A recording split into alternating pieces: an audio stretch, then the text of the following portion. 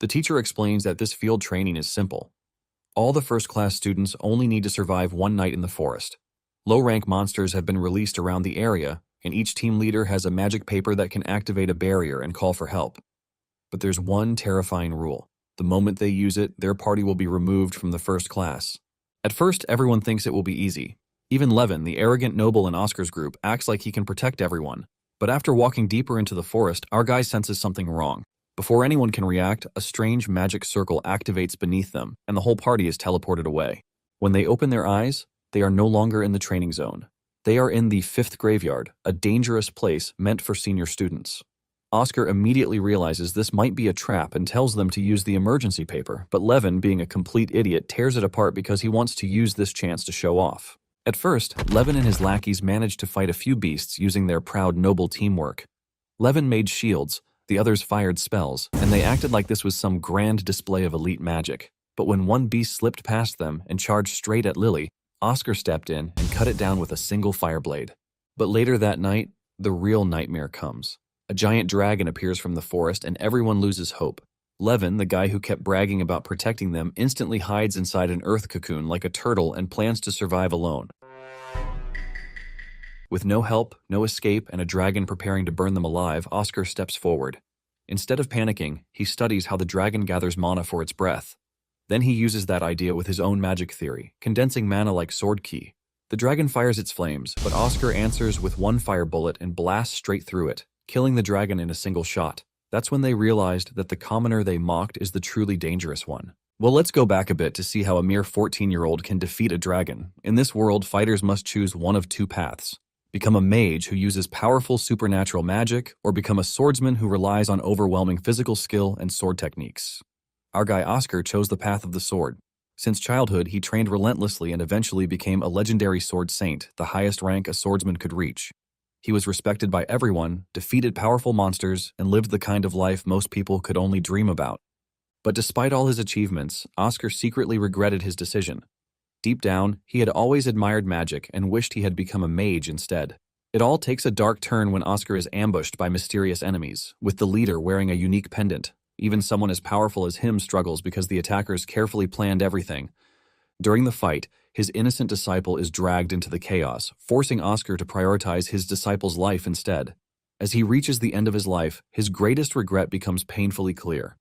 He realizes that although he mastered the sword, he never truly understood magic, and that missing knowledge may have cost him everything. However, fate suddenly gives him another chance because instead of dying permanently, Oscar regresses back to his younger self with all his memories intact. Oscar looks around frantically, wondering how he is still alive, and he soon notices that he is back at his village. He sees 2 invitation letters, which are from the 2 academies he can choose from. Apparently, when one reaches the age of 15, they receive an envelope from the government and it contains invitations to both the Magic Academy and the Sword Academy. Once they have decided where to go, the candidates take the letter to the academy and are granted access. Seeing that he is receiving letters and he is close to the village, the realization that he has gone back to the past dawns on him. This was when he was 14 years old and hadn't chosen the path of a swordsman. Suddenly, a scary presence appears behind him, asking him what he is doing all alone there. Oscar turns around in shock to realize that it is his father, Brian, and this confirms the fact that he has truly returned to the past. Brian scolds him, telling him that he's been growing arrogant of late because he neglects his training more often, but little does the man know that Oscar isn't actually arrogant. At this time, he was contemplating whether he should reveal his desire for magic to his father. Apparently, Brian is a swordmaster who has several disciples under him, and the swordmaster rank is just below a sword saint and a sword emperor, which shows that he is quite proficient with the sword. Since he is a respected swordmaster, it is expected that his son would begin learning the way of the sword, and this was the case. His father made sure to praise him as he improved on his talent for the sword.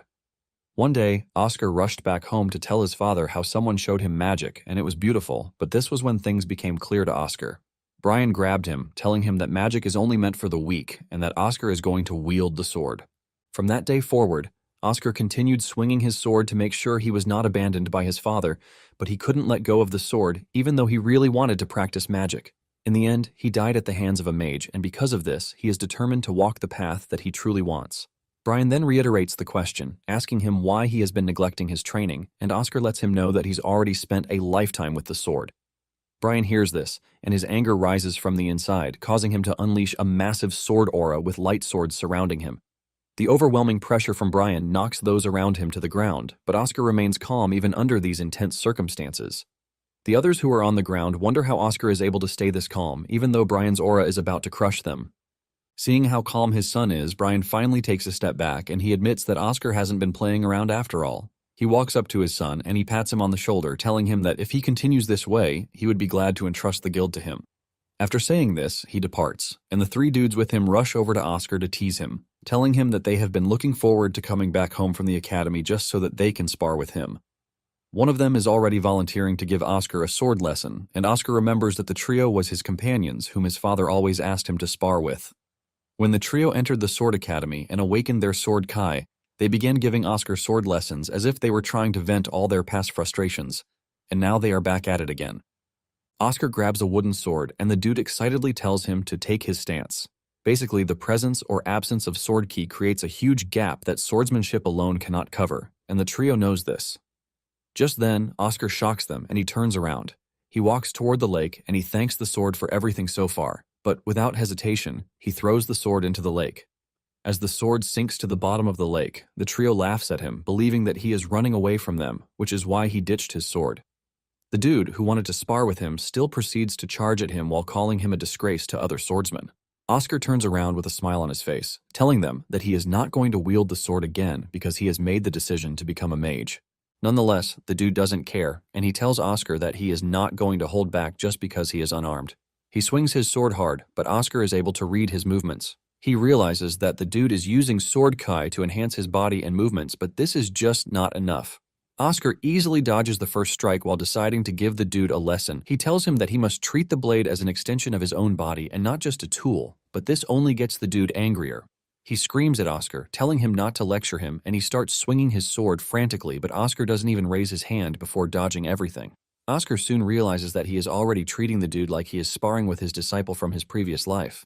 The frustration gets to the dude and he begins to scream, wondering why he can't even land a single hit. Oscar decides to put him out of his misery, and all it takes is a push to the head to send him on his butt. Oscar finishes the job by punching the dude on the head, knocking him to the ground completely. The dude couldn't even walk by himself and his brothers had to help him. After they are gone, Oscar stares at the dude's sword, which is stuck in the ground, and he remembers how his father forced him to forcibly awaken his sword ki in his past life. Oscar figures out that he has to master magic first to avoid the same thing from happening. Oscar then heads into the deep forest, where he believes no one would see him. He finds a rock where he can sit, and he remembers once asking a mage, Lily, in his past life, how he could use magic. Oscar knows that swordsmen refine energy within their bodies to enhance themselves or their weapons, but he has always wondered how mages do their thing. Lily takes a minute to think about it, and she chooses the best way that she can explain. She picks up a watering can and starts watering her flowers, revealing that magic is similar to using a watering can to nourish plants. She adds that mana is invisible to the naked eye, but it is something that exists naturally and it fills the atmosphere. By circulating the mana through one's circuits and pouring it into a magic formula, it gives birth to a spell. Lily explained this with so much enthusiasm back then, and now that Oscar finally needs the knowledge, he sits down on the rock to absorb everything. Since he was told that mana is just like air and it is everywhere, he believes that if he can just perceive the mana, he would be able to draw it into his circuits. When it comes to a swordsman, they use all of their senses to survive countless brushes with death, and even though he is no longer a sword saint, the senses he had honed in his past life remain in his body. Because of this, Oscar is convinced that he should be able to feel the invisible flow of mana, and after a moment's concentration, he finally sees mana in the form of beautiful purple threads all around him. Oscar's face lights up in excitement when this happens because he has finally been able to see mana, and he realizes that all that is left for him is to draw it into his circuits. Suddenly, it dawns on him that he doesn't even know how to draw it into his circuits because he didn't bother asking. He leaps off the rock and notices that there is something strange going on in the distance because he can see dense mana in the area. Oscar proceeds into the dark area, and he is surprised that there is not a single living thing in the area.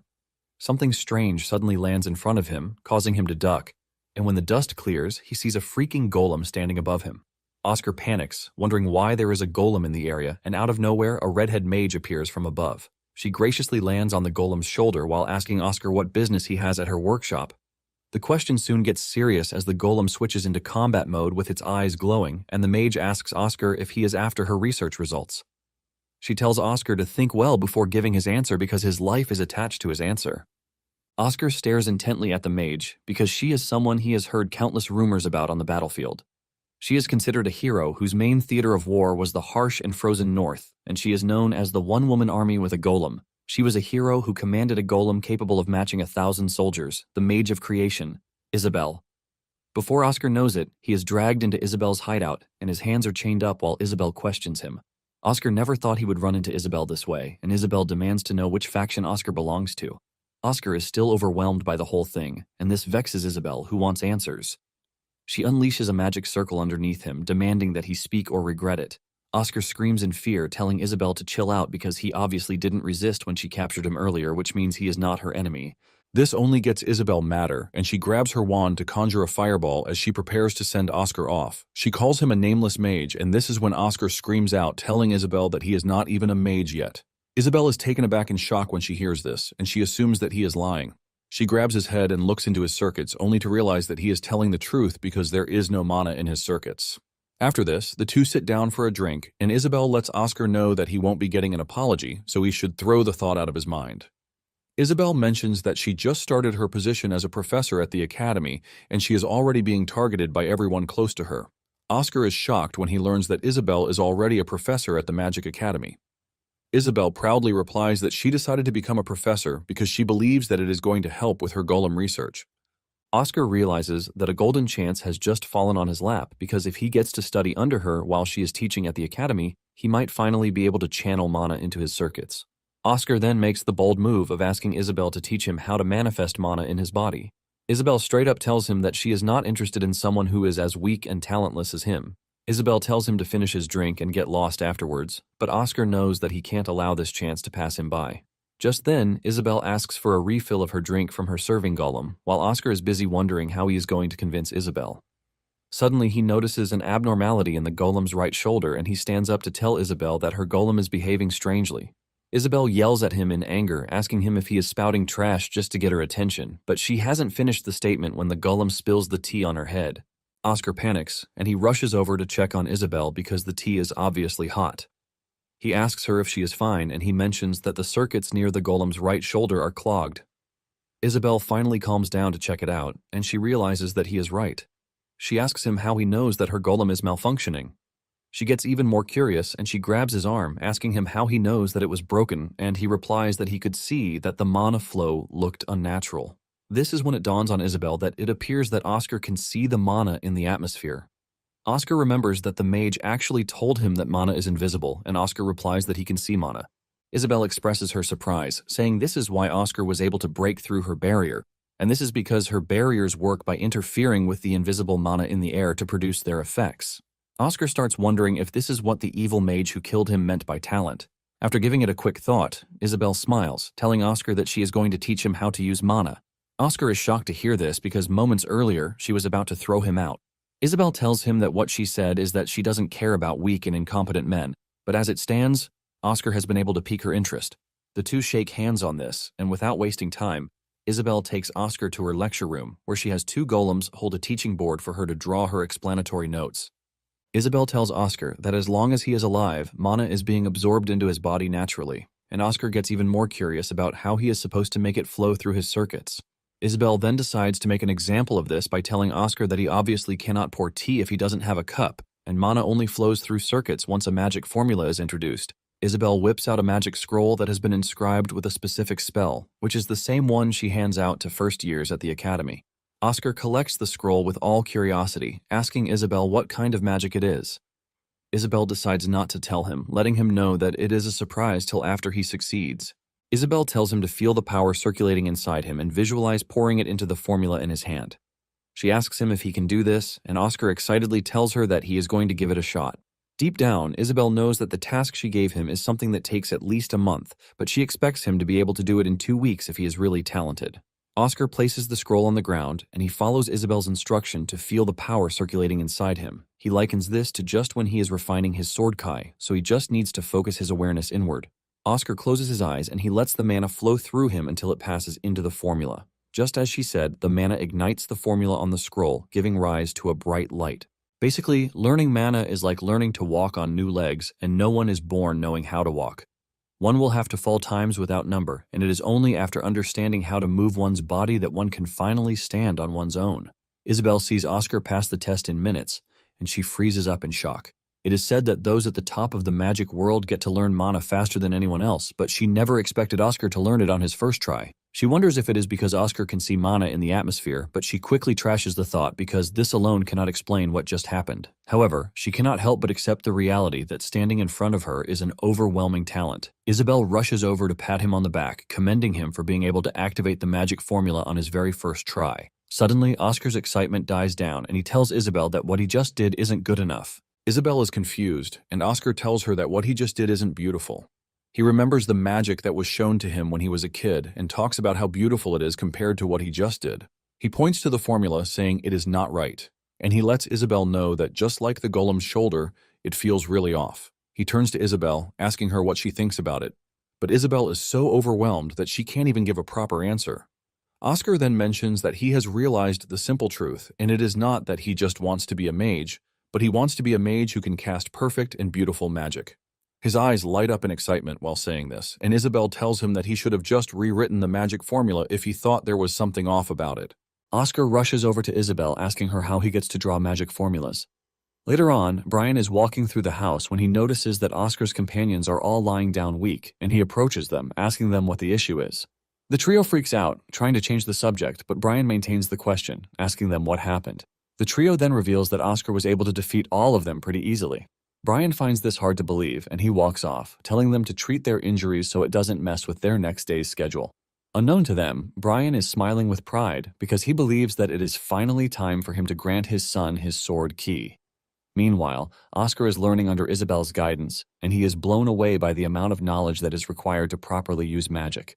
Isabel tells him that he actually has a talent for it, and if he wants more books, she is free to lend them to him. Oscar is excited when he hears this, and he asks her if she is sure, to which she says yes. She boasts about how everything she knows is inside the books, so he is free to take as many as he likes. She soon regrets this statement because Oscar doesn't waste time packing almost every book he can get his hands on. Isabel tries to fight back, but he reminds her that she was the one who told him to take as many as he likes. Just then, Isabel tells Oscar that there is something he needs to know, and it is a warning. She tells him that now that he has housed mana within his circuits and he is officially a mage, he has to be careful with how he is going to handle sword key or else he is going to lose his life. In his past life, Oscar had visited his village when his father was on his sickbed and was about to die. His father had called him closer and whispered in his ear that he could finally confirm that he has talent for magic. At this point, Brian believes that it was a mistake to have made his son give up on magic. However, this time around, Oscar is ready to walk up to his father to bravely ask him to sign his letter for the Magic Academy. Later that night, Oscar finds his father, and he holds the letter in his hand. His father asks him what he wants, and Oscar tells Brian that he is there to have him sign his application. Brian collected the application and was expecting to see the Sword Academy, but instead saw the Magic Academy application. With a smile on his face, Oscar tells his father that he cannot enroll in the Magic Academy without his signature. Brian holds his head in frustration, asking his son why he chose magic when he was born as the son of a swordmaster. Oscar then asks his father if he remembers when he told him that he wanted to use magic. Brian throws the letter on the floor, telling Oscar that his desire was nothing but childish nonsense. Brian proceeds to touch his son, aiming to infuse the sword key into him, but he is repelled by the mana flowing inside Oscar. Brian exclaims in shock, asking Oscar if he has mastered mana, and Oscar tells Brian that he proceeded with this because he didn't think there was any other way he could persuade him. Brian is utterly pissed when he hears this, and he mentions that he heard that Oscar defeated his brothers. Brian tells Oscar that he possesses an immense talent to have been able to defeat a swordsman without using sword key. Oscar assures his father that he is aware of this, but Brian argues with him, saying he clearly doesn't know. Brian screams out in frustration, telling Oscar that his success is guaranteed as long as he becomes a swordsman. Oscar tells his father he is right, but lets him know that success doesn't necessarily bring happiness. Brian grabs his head in frustration and immediately loses his patience. He realizes that if he acts pretty fast, he might still be able to fix the error. He tells Oscar that he is not going to stand aside and watch him follow the wrong path because he is simply going to beat some sense into him. Brian draws his sword, telling Oscar that he might not understand what he is trying to do for him now, but he is pretty sure that a day will come when he will thank him. Oscar gently mumbles because he knows that this day never came, and his decision to learn swordsmanship even led to his death. Brian then tells Oscar to grab his sword, but Oscar takes a deep breath before dumping the Sword Academy application into the fire, while reminding his father that he is a mage. He straight up dares his father, telling him that he is curious to see if he can beat out his desire to become a mage. Brian decides to show Oscar what he is capable of because he believes his son is acting all arrogant just because he was able to withstand his sword ki. Brian dashes toward Oscar and delivers a powerful strike, but Oscar dodges the strike, shocking Brian. Basically, Oscar is able to read his father's attacks pretty clearly, as he was holding the sword in his hands. Brian continues swinging, but Oscar dodges everything thrown at him because he basically modeled himself after his father in his past life, so it is easy for him to read his attacks. Moments later, Brian takes a break from attacking, and he tells Oscar that he can clearly see that he is living up to his words. Brian admits that Oscar dodged well, even without using sword kai to strengthen his body because he is confident that there is no single person in the guild who can do the same. Brian tells Oscar that his talent for the sword is immense, which is why he is betting everything on him to pick the path of being a swordsman. Brian's aura starts leaking out to show how serious he is, and he urges Oscar to accept his sword kai right at that moment, but Oscar reminds him that he was the one who said he was going to beat the magic desire out of him. Oscar smiles, asking his father if he is asking him to yield just because he cannot hit him. And this gets to Brian. Oscar proceeds, telling his father that, as talent is more important than anything to him, he also has things that he cannot give up on. Oscar then whips out his wand and his father scoffs, asking him if he plans to use this as his sword. Oscar proudly tells his father that what he is holding is his wand, even though it is just for beginners. Even though he doesn't have the knowledge to use magic yet, he believes that the same goes for his father. This basically means that he has no idea what he is about to do, so there is no way he is going to predict it. Brian dashes toward Oscar and he increases his movements to get the chance to get behind Oscar, but before he lands his strike, Oscar reacts to it and he dodges the attack. With his father right in the open, Oscar points the wand in his face, and he decides to use the first magic that he ever saw, which is the same he has dreamed of countless times. The magic is a spark, and thanks to his unending desire, he is able to pull this off. He unleashes a bright spark in his father's face that almost blinds him. While his eyes are closed, Oscar has taken the opportunity to reach his back. Brian reacts instinctively, believing that the magic attack is meant to be a distraction. However, Oscar counters this by getting behind his father, and he knocks off his sword, ultimately disarming him. Brian expresses his frustration, and he asks Oscar if his goal was to take his sword away from the very start. Oscar reminds his father that hiding his true objective amidst multiple aims is what his father taught him. Brian tells Oscar that he can guarantee his talent with the sword, but he wants to know who is going to guarantee talent for magic, and Oscar tells his father that he only showed him the path that he wished to walk. Oscar asks his father if he became a swordsman because someone guaranteed his talent for the sword, and this question hits Brian really hard. Brian remembers a conversation he had with Oscar's mother when he was still in the womb. Brian talked about how he wanted to put his son on the path of swordsmanship, and his wife reminded him that he chose swordsmanship because he believed that it was cool, but they, on the other hand, don't need to choose for their son. She tells Brian that Oscar has to choose his own path. After the memory flashes through his head, Brian smiles and expresses his deepest desire that he actually thought Oscar would one day become a sword saint. Brian walks to where he dropped the Magic Academy application, and Oscar fears that he wants to tear it up. However, Brian shocks him, revealing his intention to sign the application. Meanwhile, at the academy, the professors are meeting concerning the new students, and they all come to the same conclusion that the students are exceptional. One of the professors is a strange dude who has the same unique pendant as the one who killed Oscar around his neck and admits that the New Year students are all impressive. At the same time, Oscar is busy studying really hard at home. 6 months later, Oscar finally prepares to leave for the academy, and his father stands outside to see him off. He lets him know that just as he has learned the sword, there are likely many who have spent their time refining their magic. He tells Oscar that he is in no position to speak, but he urges Oscar never to stray from the path that he chose for himself. Oscar smiles, assuring his father that he is going to be fine because there is obviously no one who is more terrifying than his father. Brian smiles and heaves a sigh of relief when he hears this.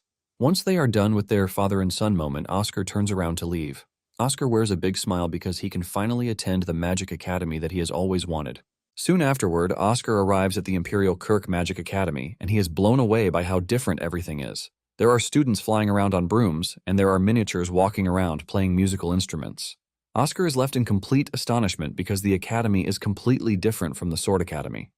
He walks up to the miniatures, wondering what principle makes them work even though they look similar to a golem.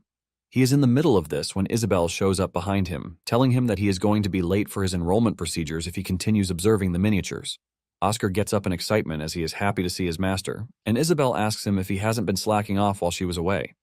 Oscar proudly tells her that he can do much more than he could do 6 months earlier.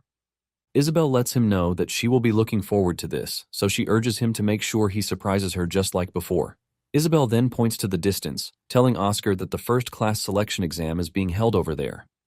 Oscar asks her what she means by this, and she tells Oscar that the new students are divided into two classes based on whether or not they possess mana. However, above these two is a class where the exceptionally gifted students are gathered, and this is the first class. Isabel tells Oscar that the exam is simply a means of sorting talent. Nonetheless, Isabel advises Oscar to avoid taking the exam, and Oscar curiously asks her why she is saying this. Isabel tells Oscar that the students who make it into the first class are all monsters because they are all elites who have been raised with magic since their early childhood. Hearing this, Oscar only gets excited because this means that he can learn advanced magic there, and Isabel grabs her head in frustration because she's come to the realization that trying to change Oscar's mind is pretty useless. Isabel then tells him that he is free to go and check it if he is curious, and Oscar walks over to where the exam is being taken. Upon getting there, he sees the current candidate shoot down a bunch of balloons with his magic, and Oscar realizes that the exam revolves around hitting the target with magic. Nonetheless, Oscar gets the strange feeling that he is being watched by everyone. Suddenly, he is approached by a rude white-haired noble kid, Zazan Gilosis, who tells him that he has no business being at the selection exam since he is a commoner. He tells him to leave, and Oscar argues with him, saying he heard that any student can be accepted, but Zazan berates Oscar, telling him that he knows how to run his mouth. Oscar finally understands what Isabel was trying to say because he has seen it firsthand that whoever is not a noble suffers discrimination. Zazan pushes Oscar aside, saying he is the next in line, so he should just stay quiet and watch him. The professor in charge, Ruth, puts up the test parameters. Zazan boastfully tells Oscar that the first class is a place for those who have dedicated everything to magic since their youth, and he wants Oscar to witness the difference of the said years. Zazan unleashes his overwhelming ice magic that freezes up all the targets, leaving the students in complete shock.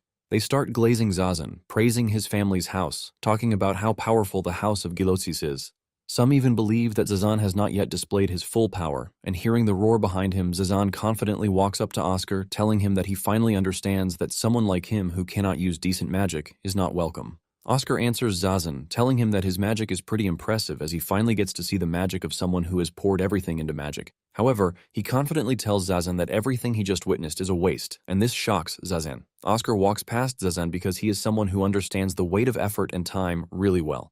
Oscar was actually worried that he might not be able to get into the first class, but with what he had just witnessed, he could not help but thank Zazan for giving him the confidence that he needed. Oscar whips out his wand and the other students start mocking him, saying he is using a beginner's wand, so there is no way he can aim at the targets with this. Zazan, on the other hand, is worried because of what Oscar just said since his magic is supposed to be perfect. This gets Zazan thinking about what he might have done wrong because he believes that there shouldn't be a flaw in his ice magic. Zazan soon brushes this aside because he is confident that he is above Oscar and shouldn't worry himself with whatever he thinks. Ruth, on the other hand, is impressed with Zazan's magic, and she finally understands why all the professors agreed that the year's new students are impressive. Ruth believes that Zazan already has one leg in the race for the freshman representative. Just then, Ruth notices that Oscar hasn't made his move for a while, and this leaves her wondering what he is doing. The students who are watching are already trash-talking him, screaming at him to give up. But Ruth soon gets the idea that Oscar is waiting for something because she is not even feeling any anxiety or impatience from Oscar. Once Oscar is done analyzing everything he wants to, he activates a fire bullet spell. The fire bullet travels at an incredible speed, and it cuts through the targets in one single strike.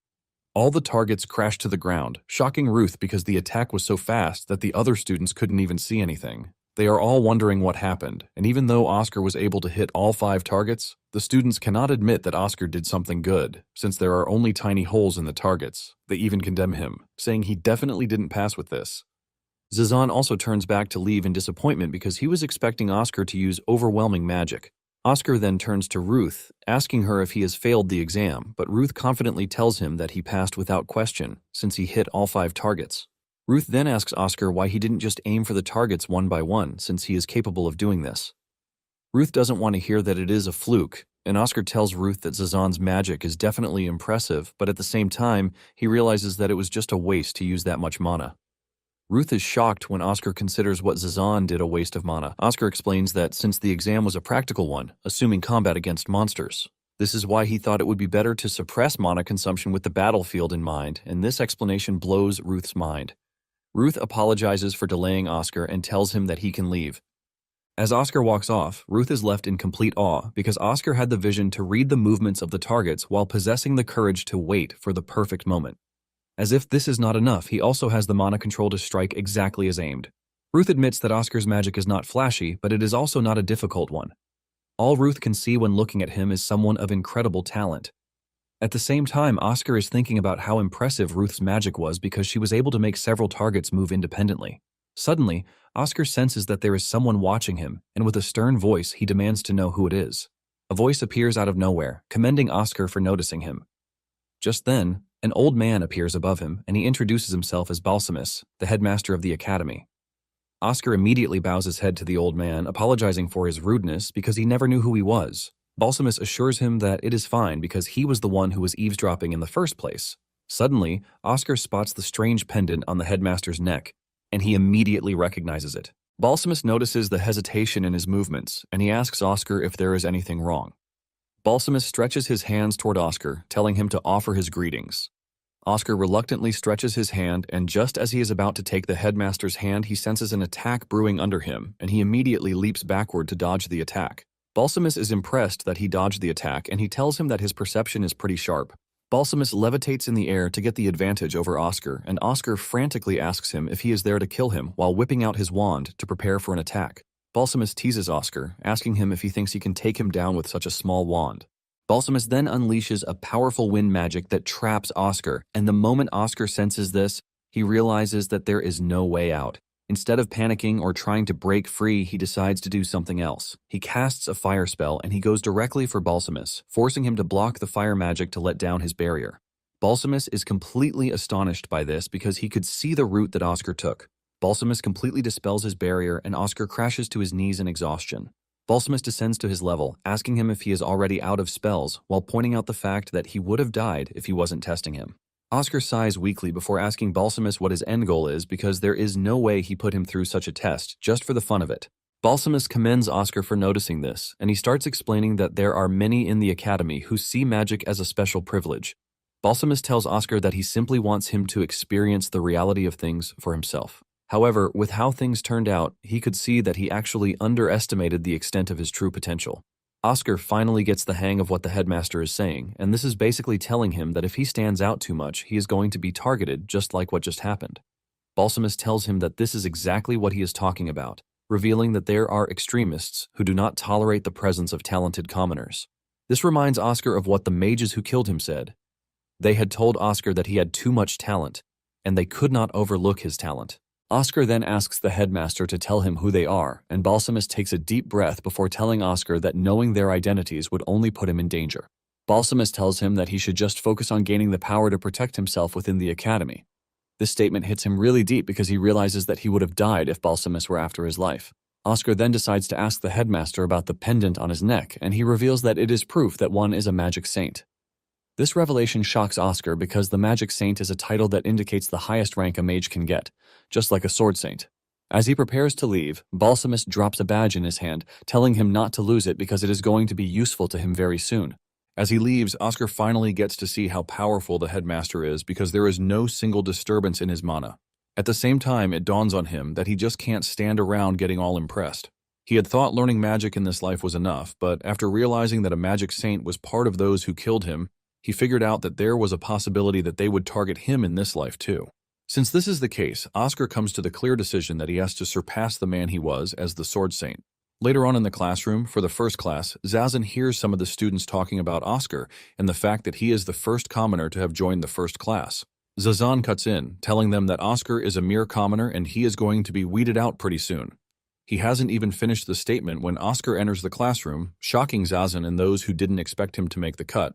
After the meeting with the headmaster, Oscar headed to his dorm room to train in an attempt to increase the amount of mana his circuits can absorb. As time went on, he realized that the duration he can maintain is growing longer. Oscar wishes that he could get an opportunity to gain some combat experience. As he steps into the classroom, and with every eye on him, Oscar realizes that this is the first time he has truly gotten the urge to actually get stronger. Oscar and Zazan lock eyes, and Oscar can see the disgust in Zazan's face. Oscar is not surprised to have run into Zazan because he was expecting that he would actually meet him in the classroom. Just then, he notices a familiar presence sitting in the back, and this is none other than Lily. Oscar walks to where she is and helps her pick up her bookmark that was lying on the ground. With a bright smile as always, Lily collects the bookmark and thanks Oscar for the assist. Oscar can see the flower on the bookmark and subtly mentions Lily's love for flowers. Lily hears him, and when she asks him what he said, he quickly twists, saying he was only thinking about the beautiful flower. He introduces himself to Lily and asks if he can sit next to her, and she happily accepts, while introducing herself as Lily Lowell. Suddenly, a strange voice cuts through the room, addressing the students who have fully gathered. The students all get up in curiosity, wondering what is happening. Suddenly, a person's image appears in front, and this turns out to be Ruth, the professor who supervised the selection exam. Ruth tells the students that she is going to be in charge of the first-class group. Oscar is completely shocked because he didn't expect Ruth to be the one handling the class. Ruth then mentions just what Oscar wanted to hear by telling them that starting from the following week, they are going to be participating in combat lessons against monsters. She mentions that they are going to participate in field training, and the moment Oscar hears this, he lets out a big smile because he is about to get the combat experience he really wanted. Ruth tells the students that to ensure that the combat strength of each group is balanced, they are going to be forming parties of 5. The students start assuming what she means by combat strength, and Ruth tells them that they are going to measure this by the performance of their circuits. This simply means that the total amount of mana that their body can possess will be measured. One of the students asked her how she plans to measure this, and Ruth smiled, saying she has already completed the measurements. Suddenly, the students see light bulbs hovering over their heads, and Ruth tells them that the intensity of the light indicates their total mana capacity. Most of the students have bright lights above their heads, and with this, Ruth can see that there are several high-level students in the class. She decides to check on Oscar, but his mana sphere is pretty dim compared to others. The other students waste no time making fun of him, ultimately saying he is trash because he is a commoner after all. With this, the students believe that no one would be ready to form a party with him, but Oscar, on the other hand, is not even bothering himself with this. Just then, Lily taps him, asking him if he would like to join their party, and Oscar asks her if she is really sure about this. Lily says yes, because she believes that anyone who loves flowers is a good person. However, she tells Oscar that she has to ask the party leader, Levin Aldrit, first. Levin turns out to be a red-headed noble, and after assessing Oscar, he agrees to add Oscar to their party, claiming that it is a noble's duty to protect the weak. Levin tells Oscar that he will have him tag along as a luggage carrier. Moments later, Lily notices how the other students are staring at Oscar like he is some kind of disease, and she urges Oscar not to let this get to him. She mentions that nobles like her have been learning magic since a young age, so it is only natural that there is a bit of difference. Oscar assures her that he is fine because he is just glad that he was able to join her party, and Lily asks him how long he's been studying magic. Lily almost loses her mind when Oscar tells her that he only started learning about half a year ago. Lily stands there panting in shock, while Oscar just wonders what is wrong with her. After class, Zazen approaches Ruth to talk to her. Ruth asks him what the issue is, and Zazen asks Ruth why there is a commoner in their class. He mentions that Oscar can't even use a decent spell, and his mana capacity is trash, which basically means an amateur like him won't be able to keep up in the first class. Ruth smiles when she hears this and tells Zazen something shocking. She tells Zazen that Oscar just started studying magic about half a year ago, and the moment Zazen hears this, his eyes light up in shock. Ruth boastfully tells Zazen that Oscar has great potential, and in a few months he might be the one making the remarks that Zazen is currently making. Ruth walks off, telling Zazen that the aim of weeding out amateurs is why the field training is essential, so he has nothing to worry about. On the other hand, Lily is busy explaining the ranks of magic to Oscar. The ranks go from Magic Apprentice to Magic Adept, to Magic Tier, to Magic Sovereign, to Magic Saint. Lily lets him know that most nobles already possess mana at the Magic Adept level or higher, thanks to training from a young age. Oscar knows that the Magic Adept level is the rank usually summoned for actual monster subjugation, and if it is only mana capacity, he believes that it is impressive for the students to have reached the level at their current age. However, Lily argues with him, telling him that he is actually the impressive one because reaching the Magic Apprentice level in just 6 months is unheard of. This leaves Oscar wondering if this is also part of his talent. He still doesn't want to admit that he is just insanely good, and he gives all the credit to his master. Oscar then asks Lily about her relationship with Levin, and Lily reveals that Levin's family is a prestigious, high noble house with a long history. She reveals that the surrounding families follow them, seeking their protection, and Oscar concludes that Lily's family is one of them. Lily tells Oscar that Levin might appear like an asshole, but she promises Oscar that Levin is going to protect them when the time is right. Deep down, Oscar doesn't even want anyone to protect him because he wants the combat experience. The week of the field training finally arrives, and the students are gathered at the rendezvous point.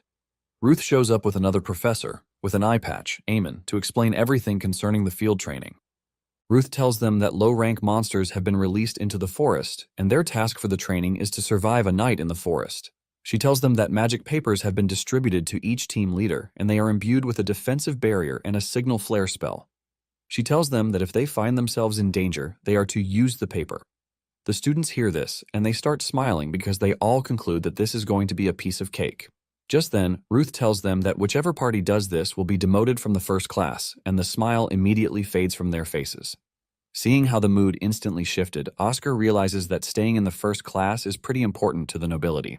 Levin confidently assures his group members that as long as he is there won't be a case of withdrawal because he is going to protect all of them. Once they are prepared, Levin dumps a huge load on Oscar, telling him to carry it. Lily tries to tell Levin that the luggage is plenty, but Oscar tells her not to worry about it because this was the deal. Oscar humbly carries the luggage, and Levin laughs at him, saying he likes it when people know their place, but he still warns Oscar not to hold him back. A while later, the same Levin, who was boasting, is already panting because of how far they have trekked. However, he blames this on the terrain, and when Oscar tried to help him up, he pushed him aside because of his ego. After this awkward incident, they continue with the journey, and Oscar figures out that they have not run into any monsters whatsoever because the area is managed by the Academy.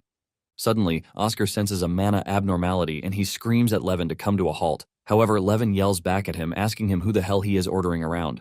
Levin proceeds stubbornly, and he ends up activating a magic circle that affects space just like the one at Isabel's workshop. Before they know it, the space cracks and the students freak out. Even the stubborn Levin yells for his mommy, but Oscar remains calm as he tells his party members to prepare their wands because they are about to be transported through the magic circle.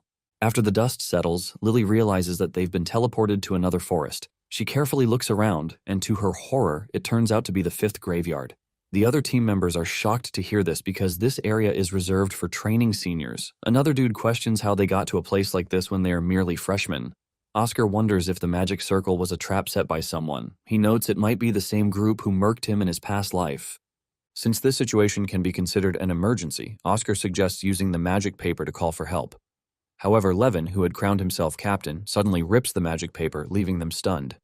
When questioned why he did it, Levin confidently declares that Oscar is just exaggerating the situation. He boasts that they simply stepped on a teleportation circle that the Academy forgot to remove. He also assures them that stuff like this happens all the time, but Oscar remains skeptical about his claims. However, Levin assures them that this is an opportunity for them to make a name for themselves. He hopes that successfully clearing this training will give him some rep and get him good grades. After boasting, he confidently takes charge, leading his team to their unknown doom. His dumb teammates eagerly agree to follow him because of his reputation as the heir to the noble Aldrich family. Oscar can't believe how stupid they are, while Lily tells him to stay close to her for his own protection. He has no choice but to follow them, knowing they might soon just be monster chow. A few moments later, Oscar senses danger as a horde of beasts emerges from the shadows. However, instead of being afraid, Levin is excited to see them. Oscar, on the other hand, is a bit uneasy, but he still prepares to face them. This is because he has been looking forward to gaining real combat experience. Besides, there's a spell he plans to test out, so this is a good opportunity for him. Unfortunately, before Oscar can make any moves, Levin blocks his path, telling him to back off. He smugly claims that he will show Oscar how nobles fight and advises him that the fight is not for commoners.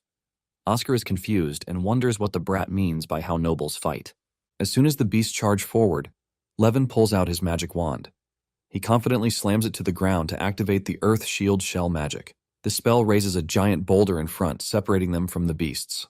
Levin uses this to buy some time and orders his teammates to back him up. One of them casts a wind spear spell, while the other casts a water spear spell, and they work together to take out the beast on the other side of Levin's rock formation. At the same time, Oscar watches quietly as they work together. He notes that Levin takes care of the defense while the others handle the offensive magic. He finally understands that this is what Levin meant when he was talking about how nobles fight. However, Oscar figures that this is how all mages fight, not just nobles. While Oscar is observing the fight, Levin and his team are getting overwhelmed by the beasts. One of the beasts even escapes their defense and charges towards Lily. It also gets past Levin, heading straight for Lily, but fortunately, Oscar steps in just in time. He uses the Fireblade spell and with a single strike defeats the beast, saving Lily. Afterwards, Lily thanks Oscar for saving her, and at the same time, they notice that Levin and his team have also finished handling the beasts. The other guys are completely wiped out except for Levin, who only handled a measly defense magic. Later that night, the group decided to camp in the forest.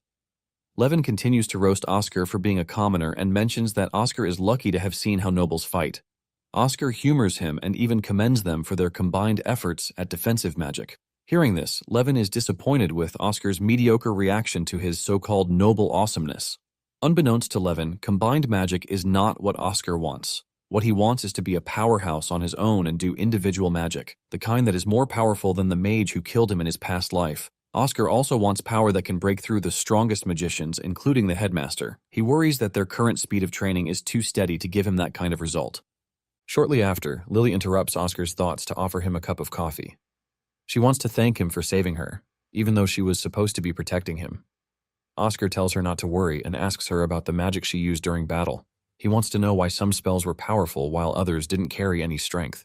Levin overhears this and quickly chimes in, explaining that magic closer to the caster is more powerful. Lily yells at him to back off since the question was meant for her. Levin backs off, but not without throwing the usual commoner insult at Oscar. Lily then proceeds to properly explain the magic theory to Oscar. She explains that once magic leaves a caster, it returns to nature as mana.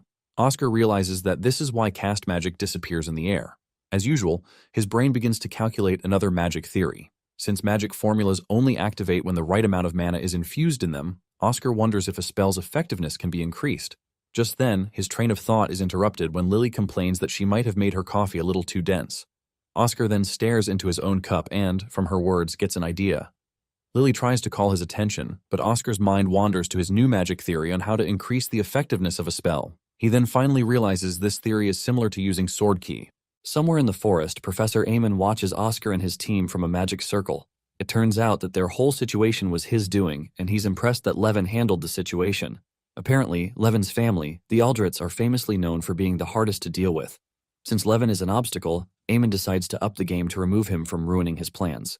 Back in the main camp, Professor Ruth watches over the class as they camp out for the night. The students huddle together, shivering while Ruth stands guard. After observing them for the day, she's impressed that not many of them dropped out of the training. This reinforces her initial analysis that this year's batch of students is talented. A few moments later, Isabel arrives to switch shifts with her, and Ruth is happy to be relieved. Meanwhile, chatter erupts among the students when they see the famous Isabel. She then checks on the other students using a magic circle and is impressed with their performance. As usual, Isabel doesn't like babysitting incompetent people, but this year's first class was doing better than she expected, especially Zazan, who has been breezing through the training. There is also a silver-haired girl from the same class who never takes her eyes off her book. Just then, Isabel notices that Oscar and his group are nowhere to be seen. Ruth explains that their broadcast feed has been acting up, so she doesn't have updates about them. She then tells Isabel to ask Professor Eamon for more details. However, when Ruth looks around, she doesn't see Eamon anywhere. Back in the 5th graveyard, Levin and his group retire for the night while one of them keeps watch. However, Oscar is still lost deep in thought with his magic theories. He tries to figure out how to use mana the same way swordsmen strengthen their bodies using sword ki. Basically, swordsmen circulate, condense, and heighten their sword ki within the body. Before Oscar can finish figuring out his new theory, a sudden sense of danger hits him. Suddenly, the two guys keeping watch rush out of the bush, screaming at everyone to flee. But Levin doesn't take them seriously. Thinking they must be running from another set of puny beasts, he prepares to fight the noble way again. However, a sudden burst of flame from above them leaves everyone completely shocked. Levin begins to question his existence, while Lily realizes it's a vortex of flames. After a moment of nerve-wracking silence, a gigantic dragon emerges from the forest. It is at this very moment that Levin and his group realize they might have stumbled into worse than they bargained for. Levin wonders why a dragon would show up in what was supposed to be junior training. This is because taking down a dragon is strictly for those at the Magic Saint level. Oscar finally concludes that someone is definitely targeting them. One of the group members tells Levin to use the magic paper to call for help, but he reminds them that he tore it up an eternity ago. Since they have no other options available, Oscar suggests fighting the dragon. Lily is stunned to hear this and can't believe such a ridiculous proposal. However, Oscar lets her know that it's the only way for them to survive. Hearing this, the guys are relieved, especially since they have the unbeatable noble, Levin. With their defensive magic, they hope to hold out until the professors notice and come to their aid. After an awkward silence, Levin suddenly slams his wand into the ground. He casts an Earth Spirit shield magic, creating an Earth cocoon for himself. This leaves everyone stunned, especially his lackeys, who were counting on him for their survival. Levin calls them idiots, reminding them that his measly shield could never hold back a dragon. He then lets them know that he plans to survive alone. At this point, the boys who were counting on his protection start panicking. However, Lily decides to trust Oscar and confidently tells them that they need to fight as Oscar proposed. She then takes the lead and attacks the dragon with sharp earth spikes. At first, the boys are excited, hoping Lily's attack took down the dragon, but the dragon comes out of the attack without a single scratch. This makes them realize that they need at least advanced magic to do any damage to the dragon. Refusing to give up, Lily decides to be the bait and tells Oscar to find a way to call for help. However, Oscar ignores her instructions while he contemplates his next move. At the same time, one of the boys casts several magic spells while shaking like a water fountain. The other dude gives up completely, waiting for death to come. Just as the dragon begins to prepare another fire vortex in its mouth, Oscar finally steps forward. Lily quietly watches him, wondering what he plans to do. Oscar notes that the dragon is gathering mana from the air and using it as an energy source to power its flames. Despite the terrifying sight, Oscar remains calm and looks forward to testing his strength against that of a dragon. Since ancient times, dragons have been considered agents of disaster. They can absorb unlimited mana from nature to fuel their disastrous breath. But from it, Oscar has cooked up one of his brilliant magic theories. He wonders what would happen if he condenses and refines that natural mana the same way. As the dragon unleashes its flames, Oscar's group prepares to meet their ancestors. At the same time, Levin trembles inside his earth cocoon, hoping to be the lone survivor. Lily, on the other hand, fears for Oscar's life, but he remains calm in the face of danger. As the dragon's flame heads straight for him, Oscar casts a powerful fire bullet spell to counter it. Fortunately, his magic spell dispels the dragon flame and also headshots the dragon, ending its reign of terror. This leaves Lily speechless, and her knees hit the ground as she stares at Oscar in disbelief. Elsewhere, Eamon watches the whole battle from his magic mirror. He can't believe Oscar, a freshman, was able to one-shot a frigging dragon. Before he can figure out the type of power Oscar wields, Eamon senses that someone might be onto him, so he decides to wrap it up, but not before swearing to eliminate Oscar next time. This is because he believes that only those of noble blood are permitted to wield such power, and Oscar is just a puny commoner. Meanwhile, Oscar is pleased with himself that his magic theory was successful. He had applied the same principles of sword key refinement to using mana, and it worked perfectly. He knows that this idea was only possible because of his identity as a former swordsman. A few moments later, the two dudes check on the dragon to make sure it's dead. They still find it hard to believe that they survived such an ordeal. Levin, who finally opens his earth cocoon, is also stunned that a commoner defeated a dragon. He can't believe that a noble like him was protected by a commoner. Lily is also in shock as she tries to figure out what she just witnessed. Suddenly, Oscar wobbles to the ground, and Lily rushes to his side to check on him, but Oscar assures her that he's just a little tired from pushing himself too hard. The spell he cast was too powerful, and it drained him. He could feel his whole body burning up as if it was going to explode any moment. A few moments later, the group is frightened again when they hear a rustling sound coming from the forest. Lily wonders if another powerful beast has found them, but it turns out to be Isabel and her giant golem. Apparently, she found traces of a teleportation circle and decided to follow it. Isabel then asks them if they're okay, but the group is still too shaken to respond. Oscar calls out to her before passing out. Everyone rushes towards him while Isabel notices the dragon corpse. She instantly realizes that her star student must have done something unbelievable again. She makes up her mind to drill the students for the full story once they return to the academy. While the group worries about Oscar, Levin dreads the humiliation he's about to face when they return. As the sun hits the horizon, the group prepares to return to the academy. After his recovery, Oscar meets with Headmaster Balsamus to tell him about their adventure. Balsamus can't believe Oscar was attacked on the academy grounds. He realizes that the academy has been compromised by the dark mages targeting commoners. He then commends Oscar for coming out of the attack alive. Oscar lets him know that he survived because he decided to become stronger. He excitedly tells Balsamus that he has comprehended the first step to getting stronger. However, Balsamus advises Oscar to leave the academy. He explains that the school is no longer safe since these crazy extremists have infiltrated it. Balsamus advises him to live a quiet life outside the academy without magic. He stresses that it's the only way for Oscar to survive. Hearing this, Oscar considers his previous life and how unhappy he was despite all his achievements. Balsamus then lets him know that a lot of people live happily without magic. He also tells Oscar he can still find happiness even without magic, and advises him not to waste his life at such a young age. While listening to Balsamus's advice, Oscar recalls how happy he was practicing magic in this life with Isabel. Not willing to give that up, he confidently turns down the headmaster's advice. Oscar firmly refuses to quit after struggling to get to this point. Balsamus is stunned at his refusal, but since he has no plans to change his mind, Oscar thanks Balsamus for his concern. Since the person targeting him is inside the academy, Oscar tells Balsamus that he has an idea to draw them out.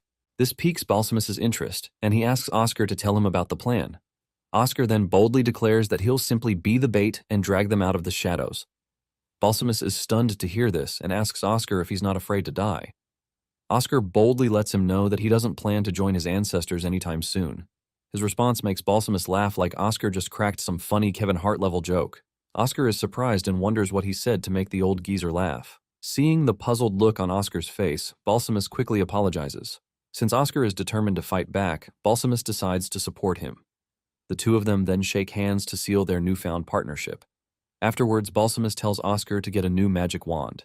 Oscar is confused, but when he checks his wand, he realizes that it is completely damaged. Later on, Oscar approaches Isabel and she gives him a temporary wand. Since he plans to get a new one, Isabel gives him another beginner's wand. Oscar asks her if a wand is absolutely necessary for mages. Isabel lets him know that it's difficult to write with only fingers. To show him what she means, Isabel dips her finger in ink and explains that the wand is like a writing instrument, and mana is like ink. Basically, magic formulas can be drawn without a writing instrument, but they would look wobbly. Isabel further explains that to create perfect and beautiful magic, one must invest in writing tools. After his meeting with Isabel, Oscar heads out to buy a wand. While waiting at the academy gate, he carefully stares at his old wand and can't believe it broke after one battle. He wonders if the tool couldn't withstand the mana he refined during the dragon fight. Before Oscar can finish processing his thoughts, Lily's voice interrupts him. She apologizes for keeping him waiting, and Oscar apologizes for making her escort him during her day off. Lily assures him that she doesn't mind, since she planned to also buy something. With that, they happily head out to help Oscar buy a wand. A few moments later, they arrive at the first store, and Oscar is amazed to see so many different wands. The shopkeeper proudly boasts about his wand collection. He then proceeds to bring out one of the most expensive ones, dazzled with precious gems. He even assures Oscar that this particular wand will make people respect him. Oscar wonders if these gems have their own special effect on a spell. However, Lily quietly reminds him to check the price before asking questions. Oscar's jaw drops when he sees the crazy price on the magic wand. Lily then suggests they check other stores since this one is above budget. However, the next store is even more expensive than the last, causing them to flee. After running away from a few more stores, Oscar and Lily finally give up. After running around all day, Oscar finally realizes that magic wands are expensive and he's too broke to afford anything decent. Lily explains that they're expensive because many mages are from noble households, and nobles mostly focus on keeping up their proud appearance. Oscar then apologizes for taking up Lily's time and lets her know that he'll continue looking on his own. But Lily refuses to leave and enthusiastically promises to stay until Oscar finds a wand. They then continue their search, and Oscar stumbles upon a magic wand store. But another shopkeeper suddenly warns them not to enter the shop. When Oscar asks why, he explains that the shopkeeper is crazy and forces customers to buy what they don't want. Oscar stares at the shop for a while, and despite the warning, he still decides to check it out. Lily tries to stop him and lets him know that they might not be able to leave the shop until they buy something. However, Oscar refuses to listen to her advice and happily opens the door. He points out that the store has gone out of business, so it must be legit. Upon entering, they're met with a dark, eerie space that makes Lily's skin crawl. They soon notice a wand maker named Rod carving nearby, and without looking at them, he asks if they're browsing or buying. Oscar tells him that he wants to buy a new wand. Rod drops his tools and questions why they chose his shop out of all the other proper shops. He then turns to glare at them with his carving knife still in his hands. But despite his tough look, Oscar remains calm. After a brief stare down, Rod suddenly turns hostile. He throws the knife at Oscar while yelling at him for making fun of his business. Oscar swiftly dodges the knife while Lily is left completely speechless. Oscar then lets Rod know that he didn't come to play, but that only infuriates Rod, and he declares that he doesn't sell wands to swordsmen. Oscar is surprised to hear this, while Lily, convinced this dude is shady, tries to make Oscar leave the shop. But to her surprise, Oscar excitedly declares that he'll stay because he finds Rod quite interesting. Lily can't believe Oscar really plans to choose a wand from this weird store. Even Rod, who was trying to act tough, is stunned by Oscar's attitude. Oscar then asks why Rod thinks he's a swordsman. Rod carefully studies Oscar for a moment from head to toe. After that, he explains that it is because Oscar tilts more to the right, which basically means he carries something heavy on his left side. Rod tells him that it is an obvious sign of someone who carries a sword. Oscar is impressed by the accuracy of Rod's analysis. Lily, on the other hand, protests that Oscar is not a swordsman, but Oscar holds his hand out to keep her back. He finds it astonishing that Rod saw through him in an instant. After a brief silence, Oscar explains to Rod that he just started learning magic. Rod is shocked that he has only been training for 6 months. Oscar then explains that his stance is because his father drilled him to become a swordsman. Therefore, the effects of his habits from back then are still lingering. Lily backs him up and assures Rod that Oscar is truly a student of the Magic Academy like her. Rod then asks Oscar why he needs a new wand, and Oscar replies that his old wand was destroyed. He shows Rod the broken wand, and after checking it, Rod lets him know that the wand is now completely useless. After closer observation, he explains that the magic circle inside the wand has been shattered. This is because too much mana was poured into the wand. Oscar doesn't understand what he means, so Rod breaks it down. He explains that larger wands can hold more mana, but their size makes them hard to handle. The large wands also require precise mana control, which makes things even more difficult. Rod further explains that this type of simple wand is perfect for beginners because of its small size, which makes it easier to handle. He then reminds Oscar that the Magic Academy professors use larger and more complicated wands because of their level in magic. From Rod's explanation, Oscar is amazed that the beginner's wand couldn't withstand his newest magic theory. He then asks Rod to recommend a wand that would suit him, but Rod lets Oscar know that he hasn't made up his mind to sell him anything. Oscar and Lily are surprised to hear this because they thought he had warmed up to them. Rod then points to his wand display and orders Oscar to pick out the best one. He reveals that he'll sell one to him if he's satisfied with Oscar's pick. Oscar then begins scanning through the display while Lily holds her breath. Her anxiety rises because she knows that a wand's value is determined by its size and the material it is made of.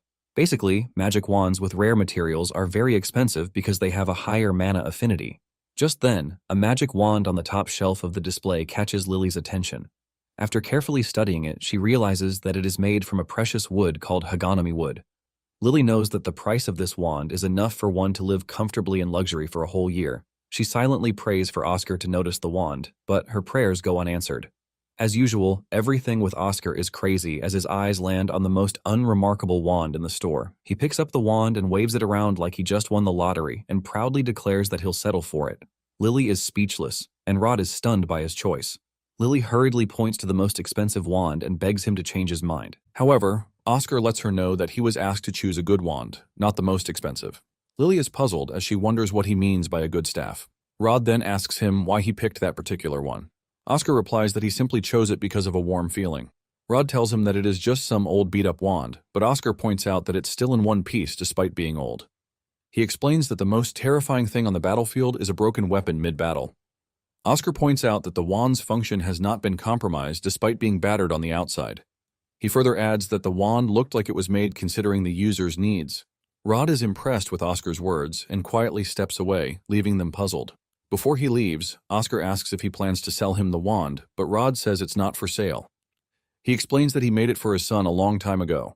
Oscar and Lily are surprised by this revelation, and Lily wonders why it was kept on display since it's not for sale.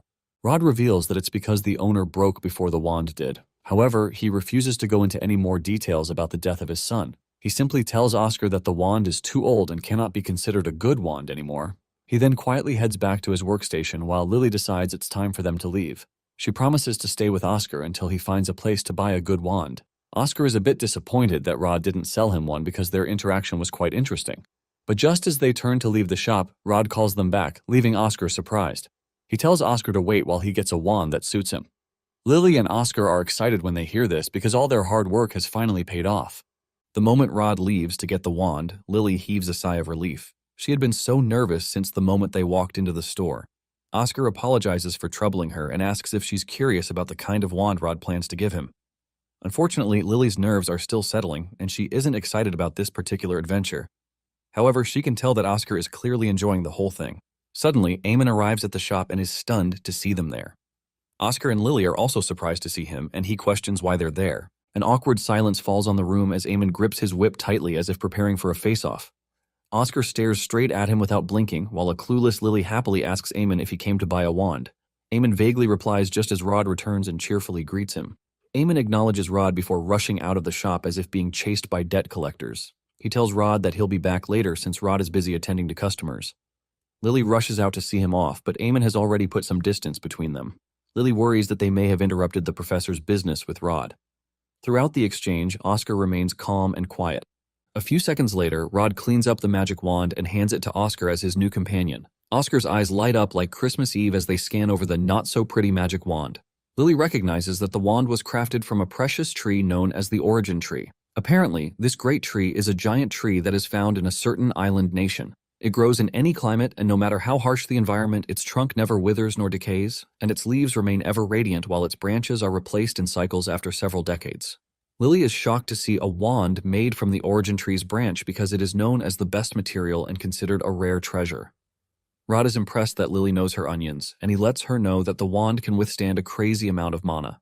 Out of all the numerous pros of this wand, this is the only one that piques Oscar's interest. But before he can celebrate, Lily reminds him of how they ran away from several shops because of their measly budget. Oscar's excitement immediately vanishes the moment he remembers this. Nonetheless, Rod still hands him the wand, telling him that it isn't for sale.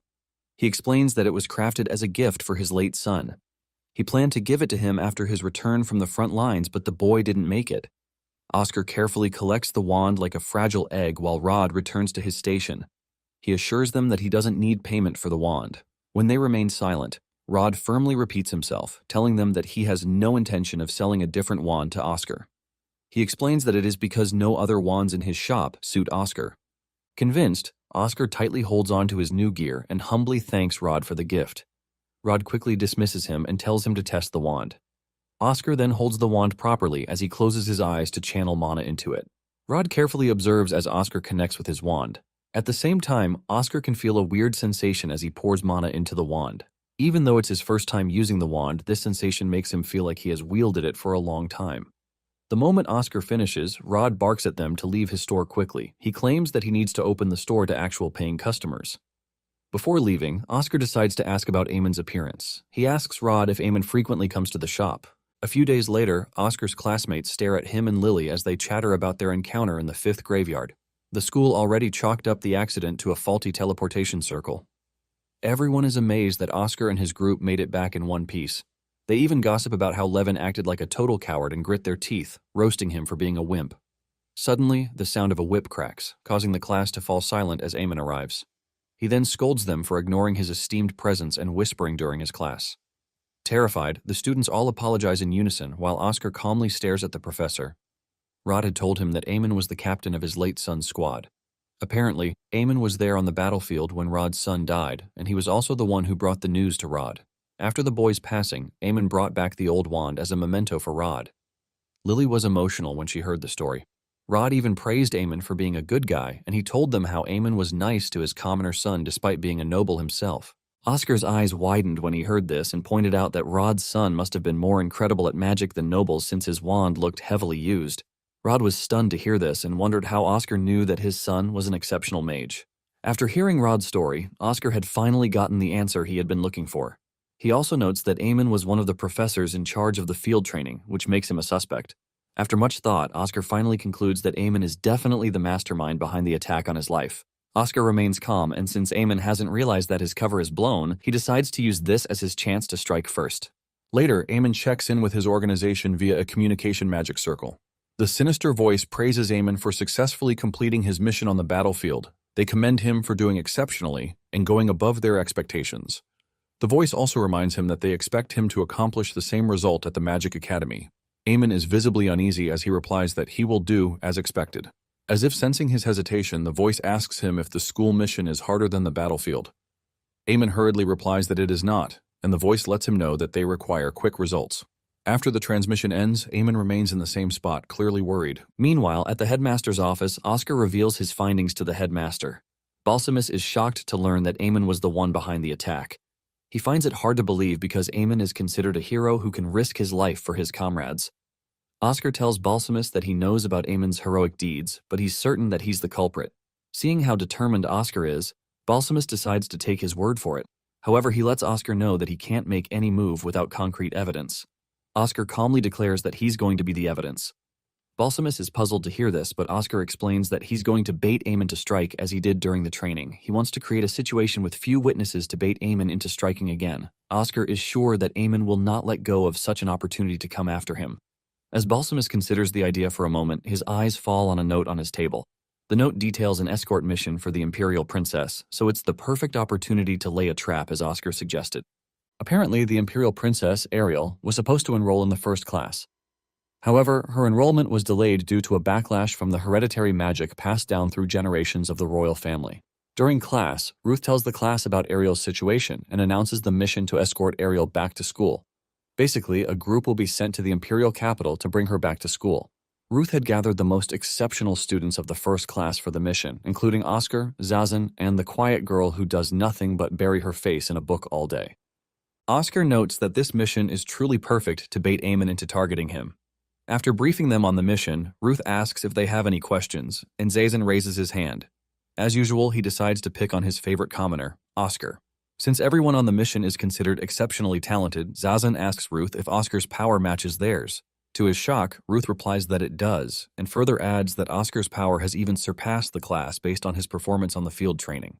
Zazan is both shocked and confused to hear this, while the bookworm girl shows no reaction.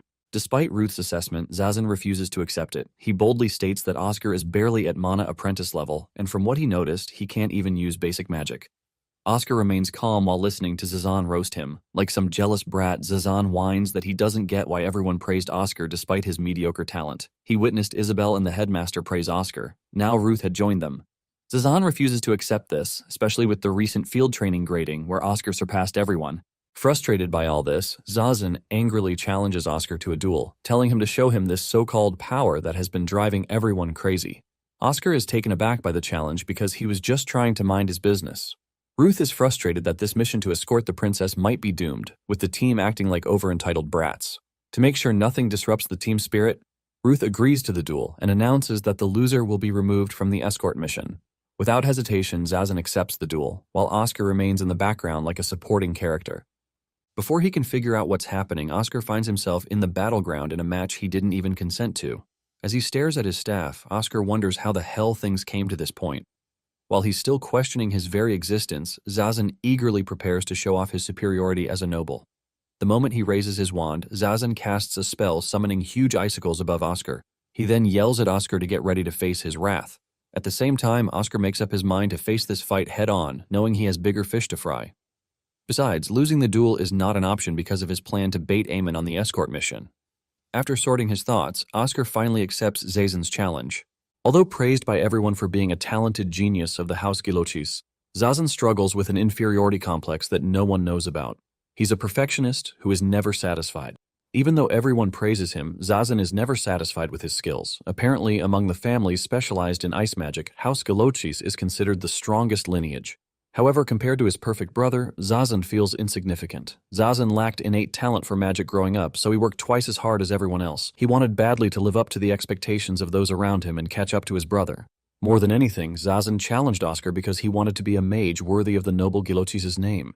Shortly after, Zazan unleashes his powerful ice spear magic, but Oscar swiftly dodges them. Zazan commends him for dodging the attacks and decides to up his game. He uses the Great Freeze spell to trap Oscar, making it impossible for him to move. Oscar's hand and wand freeze over, and Oscar manages to cast a fire spell, releasing himself from Zazan's freeze spell. Zazan is stunned that Oscar dispelled his magic in such a short time. The two of them then stare each other down as they wait for the other to make their next move. Meanwhile, Ruth observes the match from a distance, while the bookworm girl sits in a corner, uninterested in the blatant show of toxic masculinity. As the fight continues, Ruth is impressed that Oscar broke through Zazan's ice by surrounding himself with flames. She notes that his movements seem like those of someone who is familiar with battles. However, after her observation, she believes that Zazan's mana capacity is greater than Oscar's. Therefore, Oscar getting overwhelmed by Zazan's sheer force is only a matter of time. Just as she predicted, Oscar is soon surrounded by Zazan's ice spears. Believing he has this win in the bag, Zazan smugly commends Oscar for possessing exceptional talent for a commoner. But he still believes that is nothing compared to all his years of practice and experience. Zazan then casts another powerful ice spear magic as he prepares to finish Oscar to prove his superiority. Suddenly, a bizarre thing happens that makes even the bookworm girl, who never looks up, lift her head from her precious book. Ruth stares in shock as Oscar rises from the ground, shrouded in mana. Oscar then apologizes for keeping Zazan waiting, as if he had been warming up the whole time. He explains that he was taking his sweet time to prepare, and this leaves Zazan confused. Oscar confidently lets Zazan know that he's about to go on the offensive, but Zazan tells him that it is too late for any show. He then unleashes his final strike, a powerful ice seal prison, to trap Oscar. This takes Oscar by surprise because he didn't even see it coming. Oscar notes that the move must have been hidden within Zazan's earlier ice spear attack. However, he remains calm because his mana refinement is already complete, and Zazan's little ice prison is just child's play for him now. He's confident that his new magic wand can withstand the same move that took down the dragon during field training. As Zazan tries to trap him in the ice prison, Oscar uses the Fireblade spell to completely destroy the ice seal prison with a single strike. Zazan is shocked that his ultimate move was countered. Ruth is also stunned, and the bookworm girl also seems to pay attention to the fight. Oscar, on the other hand, is ecstatic that his magic is going as he envisioned. The flow of mana makes his body feel light, and his spells manifest perfectly without any flaws or delay. Oscar finds all this thrilling, while Zazan is not having the best day as Oscar's spell breaks through his defense. He can't believe a commoner shattered his defensive spell so easily. Just as he's about to curse as usual, Oscar walks closer to him. As he watches Oscar getting closer, Zazan can't help but think about his big brother. Back then, all Zazan wanted was to become like his brother. However, his brother always believed that Zazan overestimated him. He never considered himself extraordinary, insisting that there were countless people in the world who could make him look insignificant by comparison. Now, as he watches Oscar standing before him, Zazan finally understands what his brother meant. At last, Oscar closes the distance between them, and just as he raises his wand to strike, Ruth calls for the duel to end. Declaring that the winner has already been decided, she stops the match while Zazan quietly surrenders, staring at the wand pointed directly at his chest. Elsewhere, Levin is angrily throwing tantrums, questioning his existence. After the field training, his acts of cowardice spread throughout the school, and everyone talked trash behind his back. Levin is fed up with everyone giving him hostile looks, and he blames Oscar for the humiliation. A sudden knock on the door draws his attention, and Levin angrily opens the door, yelling at the top of his lungs. He is shocked to see Professor Eamon on the other side of the door. The following day, as Zazan steps into the class, his eyes meet with Oscar's, and they stare at each other for a while. After their duel, Zazan told Oscar that he envied him. He couldn't accept that his years of practice were turned to dust because of Oscar's talent. Oscar offered him a hand to help him up, but Zazan pushed his hand away. He then boldly promised to surpass Oscar, no matter how long it took him. Though Oscar welcomed the challenge, he also plans to keep moving until his so-called talent is beyond anyone's reach.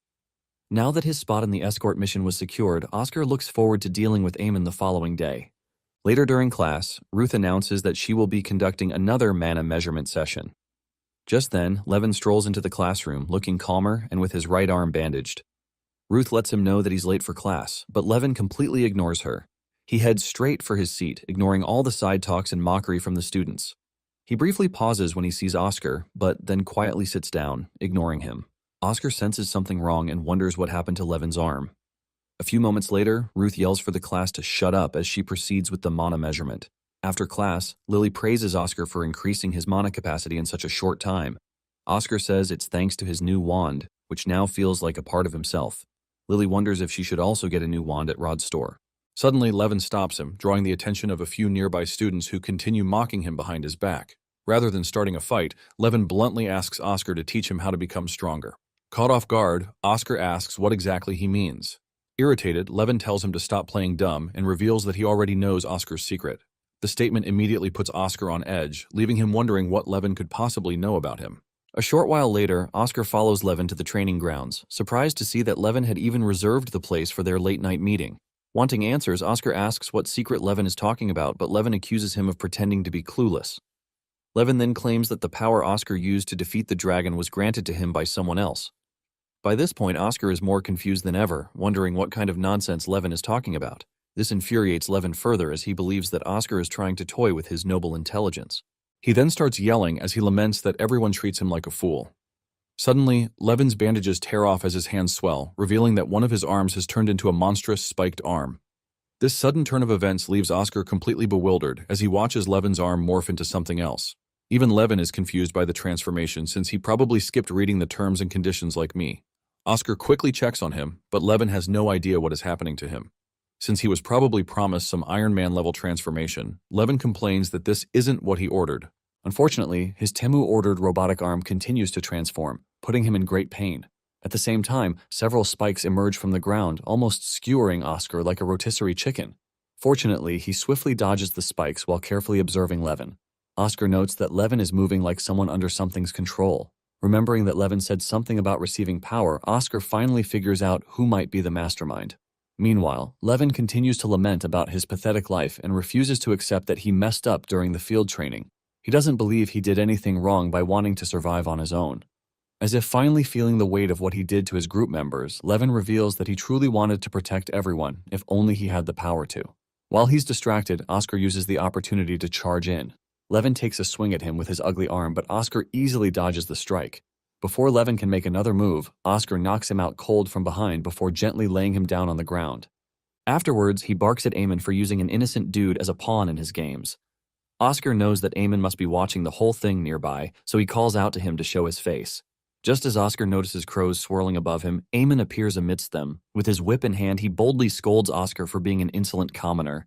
Eamon hovers in the sky as if floating on a crack in the sky while crows surround him. He then narrates how he plans to weave the story for the Academy after finishing Oscar. Eamon plans to report that Oscar and Levin were training when one of them went out of control, resulting in a fatal accident. Ignoring his boring tales, Oscar immediately attacks him with fire magic, but Eamon effortlessly dispels it as if controlling the fire on a walk. Annoyed with the little fire inconvenience, Eamon threatens to make Oscar bend the knee. With that, he summons several wolf familiars, and they charge in to attack Oscar. While fighting them off, Oscar's mind wanders off to his conversation with the headmaster. Balsamus had warned him that Eamon possesses a powerful familiar controlling magic. He controls them by carving magic formulas into monster corpses to manipulate like puppets. Unfortunately, he can only control a limited number of familiars. Balsamus had revealed that the only way to handle the familiars is to ignore Eamon and prioritize destroying the familiars. Balsamus also warned Oscar to stay sharp because Eamon might have other tricks up his sleeve since he's at the Magic Saint level. Even though Balsamus had sternly warned him not to face Eamon alone, Oscar had no choice. His original plan had been to properly strategize with Balsamus during the escort mission, but he never expected Eamon to make his move so soon. Now that an innocent student has been dragged into the conflict, Oscar has no intention of backing down. As he struggles against the wolf familiars, Levin's agonized screams echo through Oscar's mind. Fueled by that memory, Oscar grits his teeth and unleashes a powerful fire spell, finally destroying the wolf familiars. From the look on Oscar's face, Eamon can immediately tell that he's furious and asks him why. He wonders if Oscar is fighting this hard because of Levin. Oscar admits that he is angry on Levin's behalf, but Eamon only laughs in response. He reminds Oscar that the two of them are hardly friends since they teamed up only once during field training. But to Oscar, that alone is enough reason to feel responsible for Levin's life. Eamon then tells him that Levin doesn't feel the same way. He reveals that Levin sought greater power solely to exact revenge on Oscar. According to Eamon, Levin sees Oscar as nothing more than an enemy, and a lowly commoner at that. Despite the obvious attempt to provoke him, Oscar refuses to waver, leaving Eamon puzzled. Oscar calmly tells him that he doesn't care how Levin sees him. As he prepares to attack once more, Oscar declares that Levin made his choices because he wanted the strength to become stronger. Then, with unwavering determination, he states that he can never forgive Eamon for exploiting Levin's vulnerability. Unfortunately, before Oscar can cast his fire spell again, his magic formula shatters into pieces, leaving him confused. He soon realizes that he cannot construct magic formulas properly. As Eamon's feet finally touch the ground, he declares that his organization cannot allow talented commoners to exist. He then reveals that he made perfect arrangements, knowing that Oscar has exceptional talent for magic. While Oscar's magic formulas continue to fail, Eamon summons his gigantic elephant, Familiar. Oscar carefully observes the scene and finally realizes that Eamon's familiars have been absorbing his mana the whole time and interfering with his magic. Despite the tricky situation, Oscar remains calm and lets Eamon know that he came prepared. But Eamon believes he has covered all escape routes as he summons more of his vicious wolf familiars. Even though the formation prevents him from also drawing magic formulas like Oscar, Eamon feels he has the upper hand. He proudly reveals that the magic formulas carved into his familiars will continue to operate even though he can't draw new ones. With that, he decides to send Oscar to meet his ancestors as he surrounds him from all sides with familiar beasts. Despite being at a clear disadvantage, Oscar remains remarkably calm in the face of such a hopeless situation. However, the experience makes him finally understand how all the talented mages were defeated so easily by Eamon. Oscar realizes that it wasn't simply a matter of strength, but they had been overwhelmed by fear and driven into despair. As he recalls the moment he held Rod's son's magic wand, Oscar instinctively clutches his chest. He can only imagine how painful it must have been for the boy to lose his magic while being surrounded by monsters, completely powerless to fight back. Filled with unwavering determination, Oscar prepares himself for battle, ready to teach Eamon a harsh lesson about messing with the wrong person. Meanwhile, in the headmaster's office, he receives a visit from Ruth, who brought some documents for him to review. Ruth wants to know if everything is because of the mission, and Balsamus tells her that they have to make sure that nothing happens to the princess. Upon looking at the documents, he realizes that there are even more requests from the students to use the training grounds that year than in the previous years. Ruth tells him that this is commendable and shows how dedicated their students are. Just then, she mentions something important, revealing that Levin has started a personal studying session with Eamon. The moment Balsamus hears this, something clicks in his head. Back on the battlefield, Oscar has now come to the painful realization that as long as the annoying familiar remains active, no new magic formulas can be created. However, there is something important that he has noticed, and this is the fact that the familiar's summoning magic is being maintained, which means there is obviously another way to manifest a magic formula. Oscar is trying to rack his brain on what to do when one of the monsters unleashes a sneak attack on him from behind. The monster lunges at him, grabbing his left arm, and Eamon believes the deed is done. Oscar, on the other hand, is not ready to give up, and as he closes his eyes, he conjures a massive fire bullet that cuts through the monster and even hits the elephant familiar. Eamon freaks out when he sees this, and he starts asking Oscar how he is able to use magic in a situation like this. Oscar shocks him by revealing that he saw the magic formula inside the familiar's body, which means he can cast magic as long as it is not exposed to the air. Oscar's left arm is left bloodied, but Eamon is more concerned with the fact that Oscar is claiming that he can see the formula inside the familiar's body. Eamon then asks Oscar how he did what he did because he didn't use his wand, and Oscar lets him know that he can manifest a magic formula without his wand. Sweat runs down Eamon's face in disbelief as he doesn't want to accept the fact that Oscar is able to cast magic of that insane caliber with nothing but his fingers. Oscar prepares to take the offensive, but Eamon is not ready to accept defeat, and he unleashes a bunch of magic circles. However, this doesn't do him much good as everything is overwhelmed and destroyed by Oscar's refined fire. Eamon watches in panic as his magic is being overwhelmed. He considers this abnormal since he is a seasoned mage and he accuses Oscar of hiding his true abilities. Nonetheless, he doesn't think Oscar can use the same attack consecutively, but Oscar lets him know that he doesn't need to do it again. Eamon looks closely and realizes that his wand has been damaged, which basically means he is now powerless. Fear overtakes him, and Oscar asks him how long he thinks he can last without his wand. Eamon shamelessly goes on his knees, begging Oscar to spare him. Eamon promises to leave Oscar alone, and even assures him that he is going to tell him everything he wants to know. He is desperate enough to tell Oscar that he is going to recommend him for the Magic Apprentice rank, which is a huge proof of being a mage. However, Oscar is not moved by any of this, and he asks Eamon if he is done making his offers. He assures Eamon that he has no intention of killing him because he wants him to confess everything he's done. Just then, Eamon dashes off toward the elephant familiar and decides to do something desperate just so he doesn't lose to Oscar, whom he calls a mere commoner. Eamon activates a last resort magic circle that encompasses him and the elephant familiar, which immediately starts to merge him with the familiar. Oscar watches in horror and surprise as Eamon completely merges with the familiar. Before he knows it, Eamon starts attacking recklessly, smashing the ground and forcing Oscar backwards. Oscar realizes that the dude is completely gone, and just as Oscar prepares to unleash everything he has in an attempt to kill Eamon, a wind barrier appears out of nowhere, trapping Eamon in place. The headmaster makes sure to aura farms as he descends from above, commending Oscar that he's done well, but urges him to leave the rest to the big boys.